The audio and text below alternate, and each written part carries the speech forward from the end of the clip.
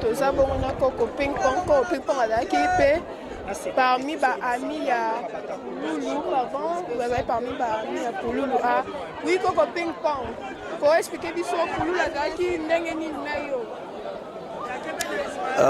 Pululu azalaki master, azalaki collègue, c'est un frère chez moi. Donc c'est ça quoi. Donc douleur nous osons ressentir qu'on perd un grand artiste comme Chico Pululu.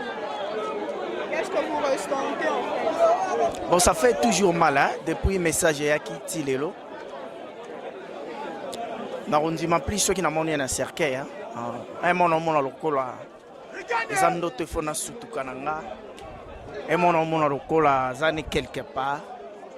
Donc ça fait très très très mal. Très mal au cœur. Donc c'est ça, ça fait mal.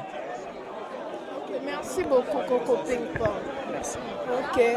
Tout le monde Mawa ça vraiment pas ce qu'on perd l'artiste à Mounene le quoi Chico Pululu.